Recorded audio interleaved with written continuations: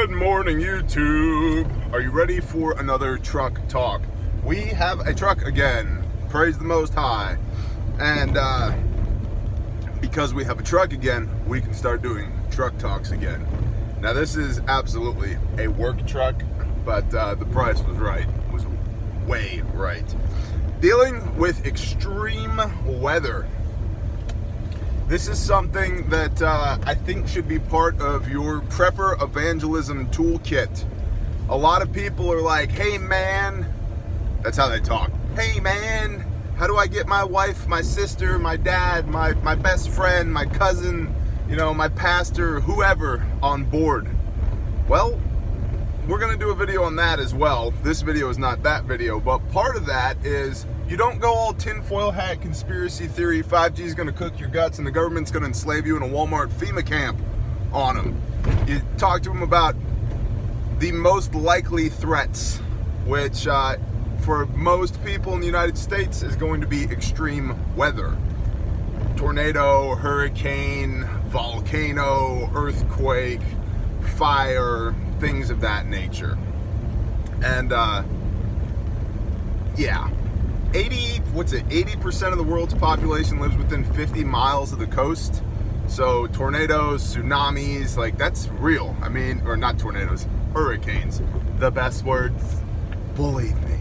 So, oh, this guy's going super slow in front of me. I'm in a race right now in between my house and my local FFL to pick up an AR-10 lower and back to my house against an impending line of doom and tornadoes headed towards my house. So yeah, there's a clock ticking and this guy in front of me did not get the memo. So here's the deal. You need to, number one, well, we'll go over a few things and we'll get into the directives. You should identify a safe place on your property. Where am I gonna go if, we'll just say you're in a tornado alley, right? Okay, hallway, right? Interior room, in your tub, right? There's lots of guidelines on that, but you need to know where you're going so that if you're, tornado sirens, if you have them, or whatever, you get the fuzzy feeling and you're like, man, it's time to go. We got to do the things. Okay, where am I going? What are we doing? Thank you, little Ford Ranger. Appreciate you, man. You got to know where you're going on property. You should have commo, man. You need to be able to monitor the airwaves. You could have those little hand crank emergency radios. They're about 20 bucks on Amazon.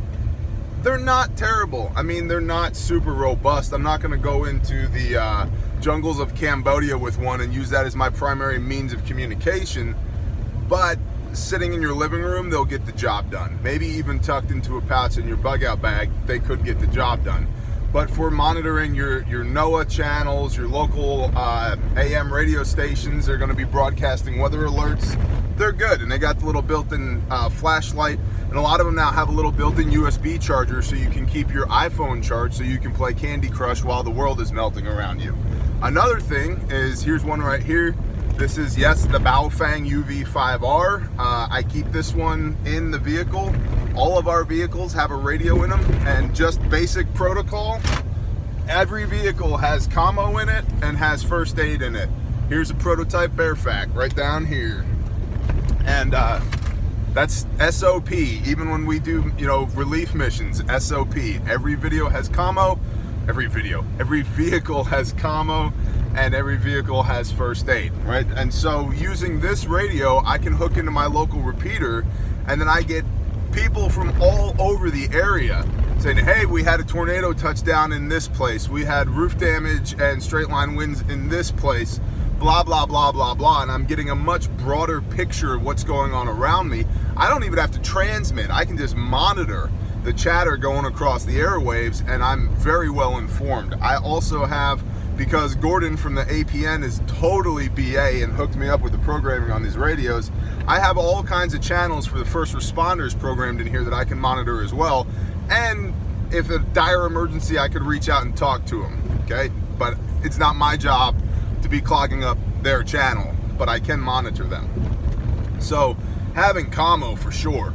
Emergency food and water in your house where it's accessible, unless it's a tornado where your house is no longer accessible, or a hurricane where the roof gets ripped off your house, right? But if you have to shelter in place, having some basic sustenance, like we had a room in our house in Texas that was the prepper closet. It was a big closet off the hallway, and right there, right inside the door was like our tornado kit, and it food, water, snacks, because sometimes you might have to sit in that hallway for a couple hours. Well, we have 3 kids, and it's like, well, here's granola bars ready to go.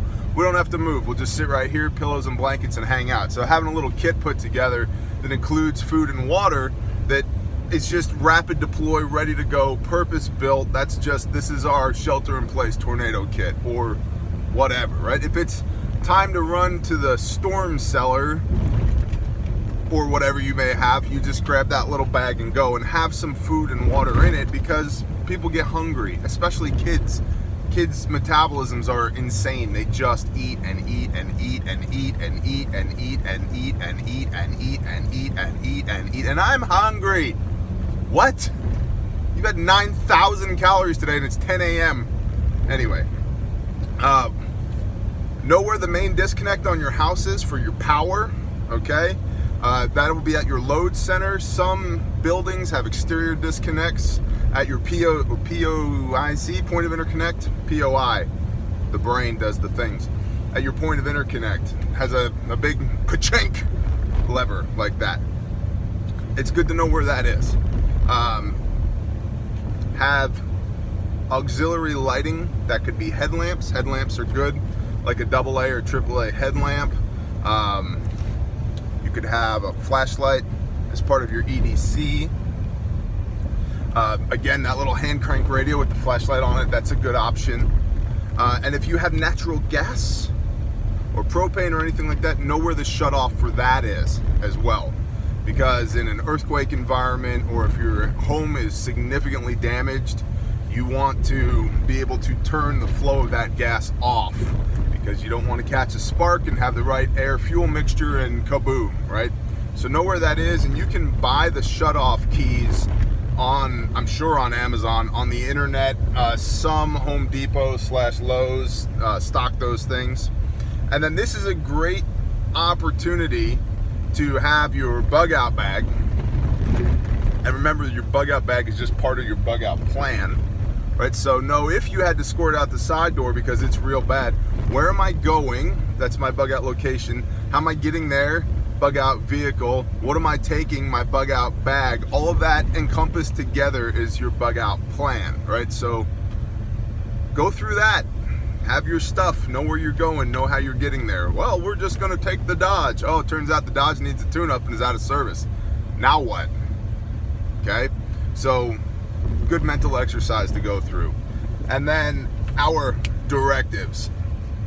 Directive 1, develop a BOP, bug out plan, which is you gotta properly spec out your bug out vehicle, load your bob based upon where you're going, which is all determined by your BOL, your bug out location.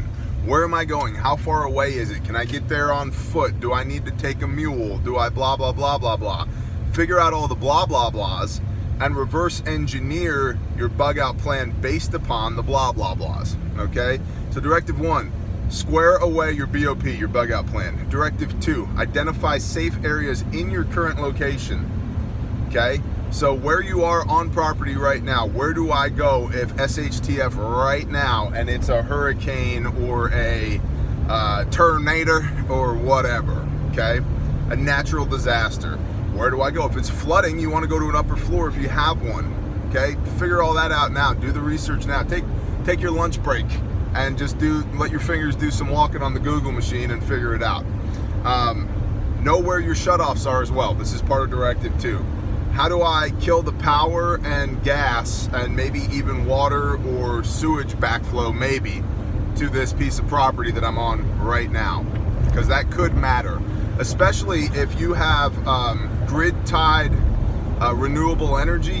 You have to have a disconnect in order to interconnect to the grid so that you're not back-charging the electrical grid in the event of a storm. So if a storm happens, how do you sever the grid from your electrical system, your renewable energy that you put in. So you need to know all that stuff.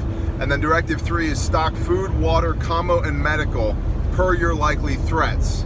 Okay, this is like that pre-made kit that you're gonna put together, that's your Terminator bag. That when the Terminators come, you just grab your Terminator bag or whatever, right?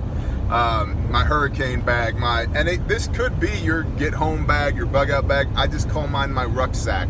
But make sure that the stuff that you have is commensurate with the likely threat, okay? So do the threat assessment on what your natural disasters are in your area right now. Like I said, I'm on a race against the clock to go get this AR-10 lower and get back before the dang Terminator destroy my house or something, right?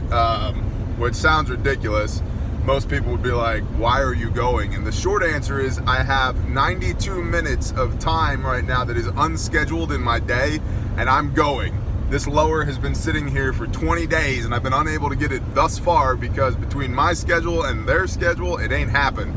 So I'm willing to risk Terminators to go get this lower so I can get this build done. So anyway, guys, that's my thoughts on dealing with extreme weather. Identify the threat, prep toward the threat, okay, in such a way that makes sense, and do a little bit of homework in your brain right now so that if the event arises, you don't have to think about it. You've already wargamed the scenario in your mind. You know what you're doing, you know where you're going, you know how you're doing it. You've even maybe rehearsed it a time or two. Wink, wink, nudge, nudge. So hit me down in the comments. Let me know what you think about all of that. If you're not subscribed and you want to be, hit the subscribe button, click the bell, do the subscribe-y things, get all the updates. Me and YouTube, you know, they don't particularly love me anymore, which is fine. So just make sure that if you want to be subscribed, you are, and click the little bell. You should get notifications. I'm finding from a lot of people that they want to be subscribed and they want to be getting notifications, but they're not. They keep getting kicked off the channel. That's not me doing it. That's the YouTube algorithm, and I don't know why. I've emailed them. Guess what? I've heard precisely this much back from them. Goose egg. Whatever. Not a big deal. So anyway, there's all the things. If you got any questions you want answered, hit us at go to bearindependent.com, use the contact form there, and do all the things. Y'all have a lovely day. Shalom and blessings. Adios.